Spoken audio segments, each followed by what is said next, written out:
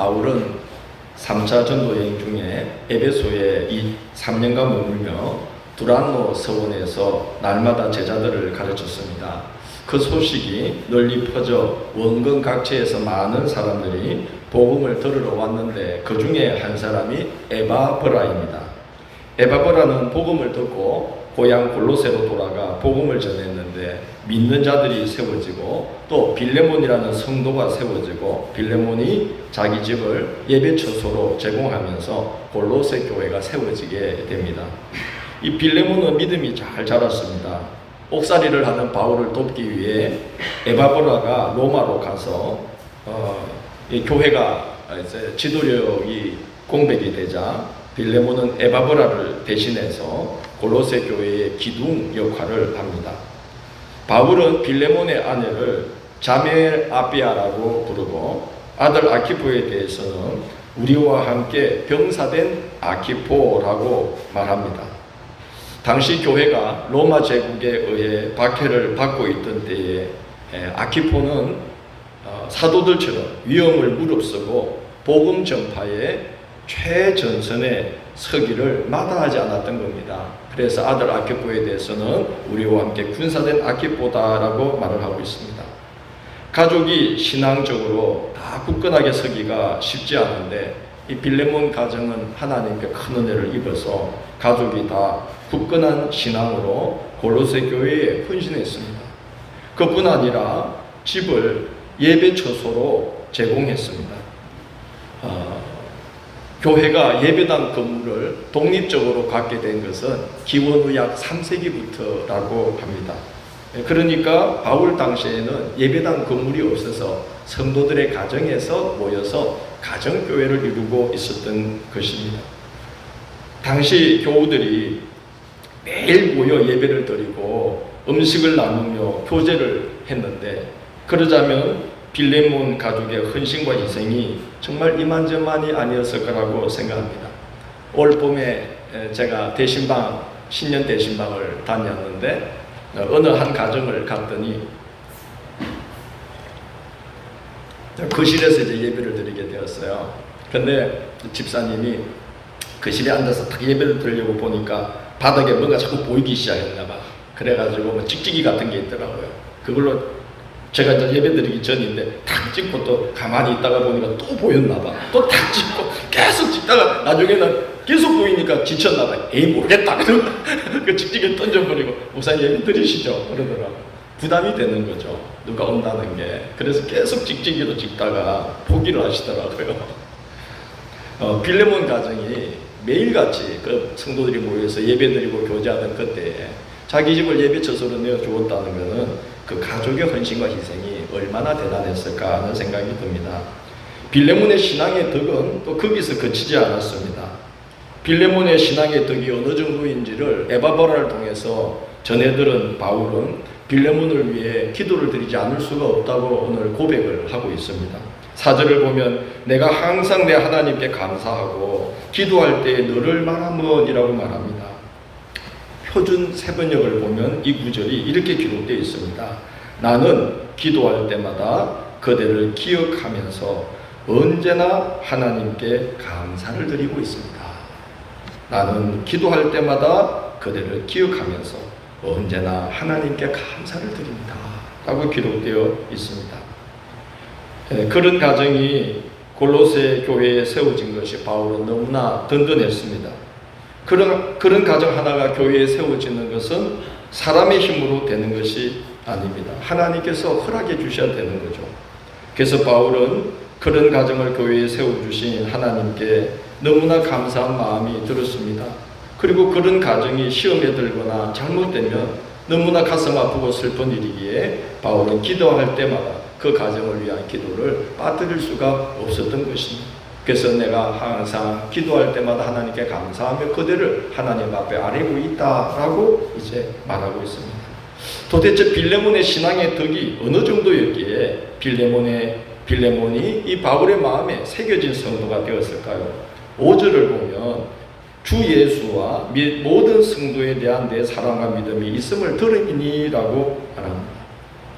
바울이 로마에서 미결수 상태의 죄수 신분으로 재판을 기다리며 2년간 연금 상태로 있을 때 에바브라가 로마로 와서 바울을 도왔는데, 에바브라가 빌레몬의 소식을 전해주기를 그만한 사람과 그만한 믿음의 사람을 찾기가 힘들 정도입니다 라고 칭찬을 했던 것입니다.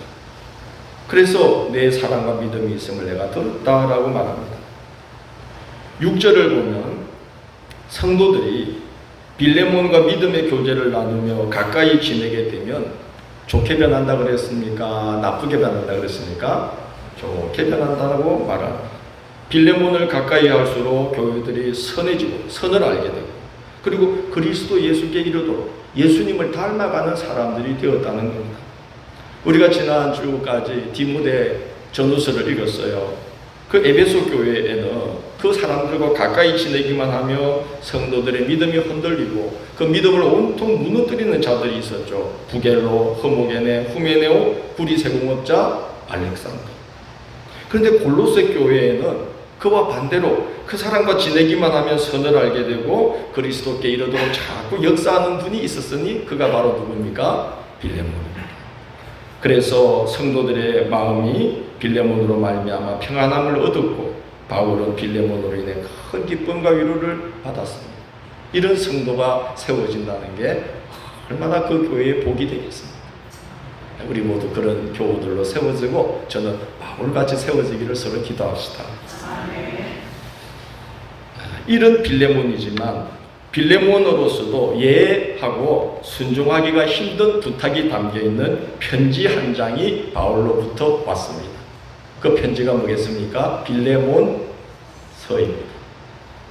무슨 부탁인가 하면 오네시모를 용서해주고 형제처럼 대해주라는 것입니다. 빌레몬에게는 오네시모라는 종이 있었는데 그가 빌레몬의 기중품인지 돈인지를 훔쳐가지고 로마로 도망을 갔습니다. 그런데 로마에서 바울을 만나게 되면서 인생이 180도 다른 길을 걷게 되었습니다. 참 이 만남이라는 것이 신비롭다는 생각이 듭니다. 중세에 그 교리신학자로 아주 유명하고 그 젊은 날 너무 방탕했던 시절을 되돌이키면서 참회하면서 그 부끄러운 일들을 다 기록하면서 회개의 글을 남긴 고백록이라는 책을 쓴 분이 있어요. 너무 거룩해서 앞에 성이 붙어요. 성 어거스틴이라는 분이 있습니다. 이분이 어려서부터 성에 눈을 떠서 16세부터 5세 위의 연상의 여인을 10수년을 사귀고 그랬던 분이에요. 그래서 성 어거스틴인가 봐요.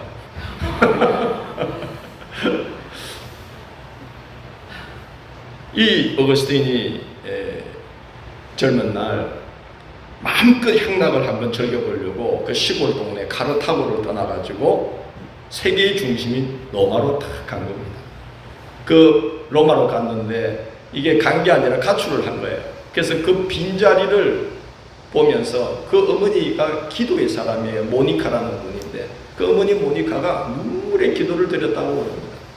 우리 요한 웨슬레 목사님에게는 눈물의 기도의 어머니가 있죠. 누굽니까? 수잔나가 있죠. 요한 성 어거스틴에는 눈물의 기도의 어머니가 있었어요. 누굽니까? 모니카예요. 그 기도를 하나님이 들으셨는지 향락을 저지르려고 갔던 그 로마에서 당시 교회의 4대 교부 중에 한 분인 암브로시우스라는 분을 만나서 그분의 설교를 듣게 되는 겁니다. 그리고 완전히 바뀌어졌어요. 향락을 위해 로마로 갔다가 성직자의 길로 들어서게 된 것입니다. 우리 눈물의 기도의 어머니가 있는 가정은 승리하는 것 같습니다. 눈물의 기도의 아버지도 승리합니다. 아버지들 기도합시다. 아무도 아멘 안 하시네, 아버지들. 이 만남이라는 것 참 신비로워요. 오네시모도 똑같이 주인의 돈을 훔쳐서 향락을 즐기러 로마로 갔는데 세상에 거기서 누굴 만났을까요? 바울을 만났어요. 복음을 듣고 성 어거스틴이 아모로스의 설교를 듣고 완전히 뒤집힌 것처럼 뒤집혀져 버렸어요. 회심했어요. 그리스도인이 되었어요. 사람이 180도 달라졌어요. 연금 상태로 고생하는 바울을 극진하게 보살펴주는 사람이 되었어요. 뿐만 아니라 복음 전파에도 바울 같은 마음으로 막 앞장서서 복음을 전하게 되었어요. 그래서 11절을 보면 그가 전에는 내게 무익하였으나 이제는 나와 내게 유익함으로 라고 바울이 오네시모를 평하며, 또 10절을 보면 바울이 오네시모를 가르쳐서 갇힌 중에 낳은 아들이라고 말하고, 12절에 보면 그는 내 무엇이라고까지 말합니까? 신복이다. 신복이 뭐죠? 그 속을 아는 사람. 이 말은 오네시모가 바울은 연금 상태로 갇혀 있으니까 나가서 복음을 전할 수 있어요, 없어요? 없어요. 그 바울의 애타는 마음을 알고 지금 오네시모가 뭐 한다는 거죠? 바울을 대신해서 나가서 복음을 전하고 있다는 거예요. 내 신복이다. 내 마음을 아는 사람이다. 나는 갇혀서 복음을 전할 수 없지만 이 타는 마음을 알고 오네시모는 나가서 복음을 전하고 있는 사람이 되었다는 거예요. 오네시모에게 자초지종을 들은 바울은 계속 데리고 있고 싶었지만 도망자를, 그것도 도망친 노예를 계속 데리고 있는 게 옳지 않다고 여겨져서 빌레몬에게 돌려보냅니다. 돌려보내면서 용서를 가서 빌게 하는 게 옳다고 생각을 하고 돌려보냅니다. 바울은 오네시모를 돌려보내기 전에 먼저 편지로 빌레몬이 그 마음의 준비를 하게 합니다. 15절을 보면 이렇게 말하고 있습니다. 아마 그가 잠시 떠나게 된 것은 너로 하여금 그를 영원히 두게 함이라고 말합니다. 이 말은 그게 다 하나님의 섭리 가운데 진행된 일이 아니겠느냐 하는 말입니다. 하나님께서 합력하여 선을 이루어 주신 거니까 받아들이자는 겁니다. 비록 도둑질을 해서 주인의 재산에 축을 내고 도주를 했지만 그래도 그것 때문에 복음을 듣게 되었고, 그것 때문에 전에 무익하던 자가 이제는 유익하게 되었고, 이제는 그것 때문에 이제 네가 이 오네시모를 곁에 두고 영원토록 있을 수 있게 된 것이 아니냐. 하나님의 합력하여 선을 이루어 주셨으니 우리 이것을 다 은혜로 받아들이자 라고 이제 신앙의 눈으로 보는 말을 꺼낸 겁니다. 그게 15절의 말이죠. 아마 그가 잠시 떠나게 된 것은 너로 하여금 그를 영원히 두게 함이니라. 믿는 자와 믿지 않는 자의 차이점 중 하나가, 믿는 자들은 하나님의 섭리라는 시각으로 상황을 해석할 줄 안다는 것입니다. 상황을 어떻게 해석하느냐, 어떤 시각으로 바라보느냐, 그게 똑같은 상황에서도 완전히 다른 결과를 가져오게 하는 것입니다. 그래서 믿는 자와 믿지 않는 자의 차이점 중 하나는, 믿는 자들은 하나님의 섭리라는 렌즈로 상황을 바라볼 수 있게 된다는 것입니다. 요셉이 애굽의 총리가 되어 형들을 대면하게 됩니다. 여러분, 그 형들이 어떤 자입니까? 아버지가 심부름 보낸 도시락을 들고 그 동생을 구덩이에 빠뜨려 놓고 그 구덩이 주위에 형들이 둘러 앉아가지고 이놈을 죽일까 살릴까 의논을 하다가 애굽으로 가는 미디안 상인에게 노예로 팔아넘긴 사람들이 요셉의 형들입니다. 여러분, 그걸 요셉이 잊을 수가 있을까요? 여러분이라면 그걸 잊을 수가 있겠습니까? 평생 잊을 수가 없죠. 연합무살에 팔려서 30이 되기까지 10수년을 노예로 죄수로 죽을 고생을 했는데 어찌 있겠습니까? 그런데 요셉은 그 10수년 동안에 보는 바와 생각하는 바가 완전히 다른 사람이 되어 있었습니다. 하나님의 은혜로, 하나님의 눈으로 보는 눈을 가지고 하나님의 마음으로 보는 마음을 갖게 된 거죠. 요셉은 이렇게 말합니다. 하나님이 큰 구원으로 당신들의 생명을 보존하고 당신들의 후손을 세상에 두시려고 나를 당신들보다 먼저 보내셨나니, 그런즉 나를 이리로 보낸 이는 당신들이 아니고 누구시라? 하나님이시라.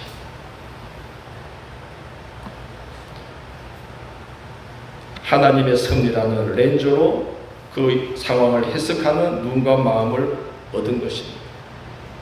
만약 그때 요셉이 그 눈과 마음을 얻지 않은 채 애굽의 총리라는 자리만 얻게 되었다면 그 자리가 어떤 자리가 되었겠어요? 피비린내 나는 살육과 보복의 자리가 되었을 겁니다. 그러나 하나님의 섭리라는 렌즈로 그 상황을 해석하게 되니까 형들을 품고 이스라엘이라는 민족을 일으킬 수 있는 씨를 뿌리는 사람이 될 수가 있었던 거죠. 오늘 바울은 빌레몬에게 자, 하나님의 섭리라는 렌즈로 이 일을 한번 보자. 인간적으로는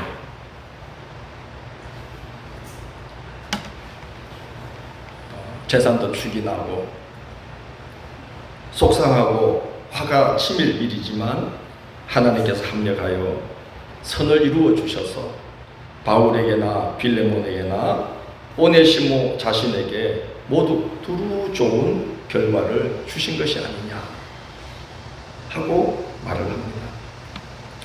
당시 로마 법에 의하면 주인에게서 도망친 노예는 재판 없이 바로 사형에 처할 수 있었습니다. 그래서 용서해 주기만 해도 큰 은혜를 베푸는 것인데 16절을 보면 바울은 오네시모를 용서하라는 말을 하지 않고 대신에 이제부터는 종처럼 대하지 말고 종 이상으로 사랑받는 형제로 대하라고 부탁하고 17절을 보면 심지어 그를 영접하기를 누구 대하듯 하라고 합니까?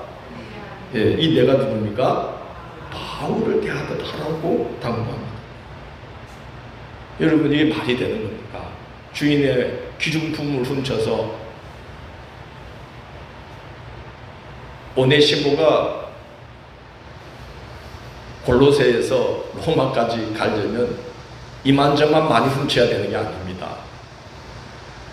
그 축을 내고 간 이 노예를 적결 처분을 사형을 해도 아무도 말하지 않는 시대에 바울은 용서는 기본이고 그 이상으로 형제 대하듯 하고 나를 대하듯 하라 이렇게 당부하고 있습니다. 바울의 당부는 여기서 끝나지 않습니다. 18절을 보면 오네시모가 손에 끼친 것이 있으면 뭐라고 그러죠? 내 앞으로 우리말로 하면 내 앞에 달아나라. 내 앞에 달아나라. 그리고 19절에 보면 바울이 내가 대신 갚겠다라고 말합니다. 여러분 그렇다고 빌레몬이 바울에게 달아놓으라 했으니 내놓으시오 하겠습니까? 못하죠. 그냥 없던 걸로 여기라 라고 말을 하고 있는 겁니다. 19절을 보면 바울이 이런 말을 덧붙입니다. 네가 이외에 내 자신이 내게 빚진 것은 내가 말하지 아니하노라. 달아놓으라 해놓고 바울은 지금 빌레몬에게 너 나한테 뭐진 사람이라는 거예요? 뭔 빚을 졌을까요? 복음의 빚을 졌죠. 빌레몬은 바울에게 큰 영적인 빚을 줬어요. 왜냐하면 영벌에 처해질 자가 영생으로 인도함을 받게 되었으니까 그 길로 인도한 자의 공이 얼마나 큰 거냐는 거예요. 여러분 우리가 잘 모를 때는 예수 믿으세요. 교회 나갑시다. 그러면서 자꾸 전도하고 권하는 게 사람들이 짜증나고 귀찮지만 나중에 교회를 나와서 알고 보면 세상에 그것처럼 고마운 일이 없다는 걸 우리가 알지 않습니까? 지금 바울이 이제 그 이야기 하는 겁니다. 네가 나한테 큰 빚을 지지 않았냐. 그러니까 내가 그거는 말하지 않을 테니 없던 걸로 해라. 지금 그러고 있는 것입니다. 21절을 보면 네가 내가 말한 것보다 더 행할 줄 안다 라고 말하고 22절 보면 더 희한한 부탁도 합니다. 내가 갈 때를 대비해서 뭘 마련해 두라고 그럽니까? 숙소를 마련해 두. 세상에 여러분 입장으로 생각해봐요. 여러분이 빌레몬이라고 지금 용서해주기도 어려운데 형제처럼 대하라, 나처럼 대하라, 어떤 걸로 해라. 네 나한테 빚진 거 생각해봐라. 어떤 걸로 해라. 내가 부탁한 것보다 더 잘할 거라고 한다. 그리고 기왕이면은 뭐도 준비하라고 내가 갈 테니 숙소도 준비해 주라. 그렇게 부탁을 합니다. 목회자가 이런 부탁을 함부로 하지는 않죠. 목회자가 이런 부탁을 할 수 있는 성도는 복된 성도입니다. 그런 부탁을 마음 상하지 않고 받아들일 만큼 빌레몬이 신앙의 덕을 갖춘 사람이 되어 있었던 거예요. 그러니까 이런 좀 무리해 보이는 부탁도 하는 것입니다. 이 편지는 빌레몬뿐만이 아니라 그의 가족과 교회를 대상으로 보낸 편지입니다. 오늘 보면 빌레몬과 자매 아비아와 함께 군사된 아키포와 가족들에게 보내는 거죠. 그리고 내 집에 있는 어디에? 교회에 편지하는 이 편지는 빌레몬만이 아니라 그의 가족과 교회를 대상으로 보낸 편지예요. 왜냐하면 주인의 물건을 훔쳐서 도망친 종을 다시 집안으로 받아들일 일을 가족이 결정해야 되는 겁니다. 또 교회의 일원으로 있다가 도둑질을 하고 나간 이 사람을 교회는 다시 교회의 식구로 받아들일 결정을 해야 했기 때문이에요. 그래서 그 가족들과 교회에 편지하노니라고 대상자를 바울이 알려주고 있는 겁니다. 자, 이 부탁을 받았습니다. 교회는 어떤 결정을 내렸을 것 같아요? 빌레몬의 가족들은 어떤 결정을 내렸을 것 같습니까?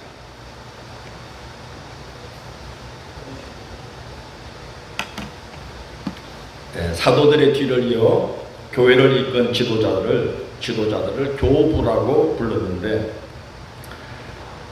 안디옥 교회의 교부였던 이그나티우스라는 분의 그 서신에 보면은 오네시모라는 이름이 나오고, 이 오네시모의 이름이 에베소 교회의 교부로 기록이 되어 있는 서신이 발견이 되었다고 합니다.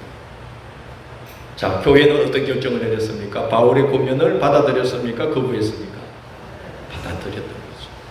빌레몬과 그의 가족들은 그 도망자 노예 오네시모를 가족으로 받아들였습니까? 받아들이지 않았습니까? 받아들였던 거죠. 용서했을 뿐만 아니라 종과 같이 대하지 않고 바울의 부탁처럼 사랑받는 형제로 받아주었던 겁니다.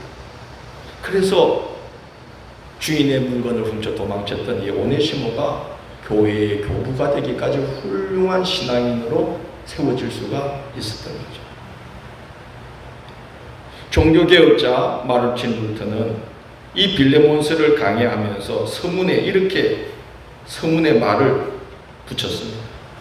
그리스도가 성부 하나님과 연합하여 우리를 위해 일하셨던 것처럼 바울과 빌레몬도 연합하여 오네시모를 위해서 일했다라고 붙입니다.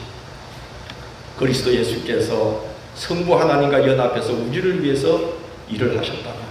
바울과 빌레몬이 서로 연합해서 오네시모를 위해서 일함으로 오네시모를 구원해내었다는 겁니다.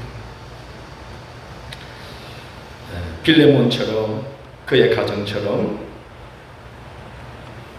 신앙의 큰 덕을 갖춘 그릇으로 우리 모두가 빚어지고, 또 우리가 서로 연합해서 이 콜로세 교회처럼 서로를 세워주는 큰 덕을 갖춘 교회로 세워지기를 원합니다.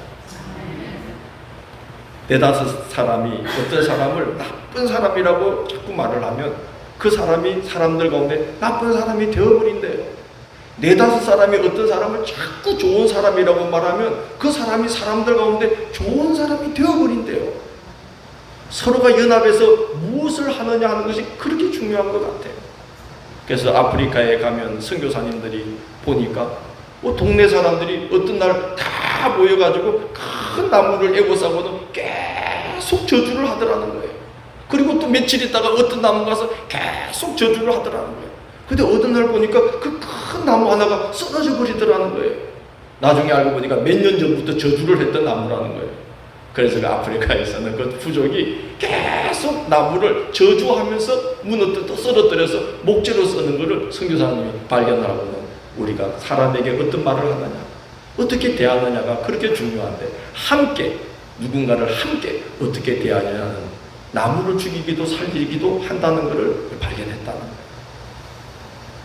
오늘 골로새 교회는 이 오네시모, 당연히 욕먹고 배척당할 사람이지만 바울의 고면을 받아들여서 함께 오네시모를 형제로 대해주고 받아들였어요. 그랬더니 에베소 교회의 교부로 세워졌다고 하지 않습니까? 우리 함양제일교회가 그렇게 믿음의 큰 덕을 갖춘 교회가 되었어요. 서로 연합하여 서로를 세워주는 그런 교회로 우뚝 세워지는 하반기가 되시고, 저와 여러분이 빌레몬처럼 그의 가족처럼 그렇게 큰 용서와 사랑으로 사람들을 세워주는 자들로 세워지는 하반기가 되시기를 주의 이름으로 축원합니다.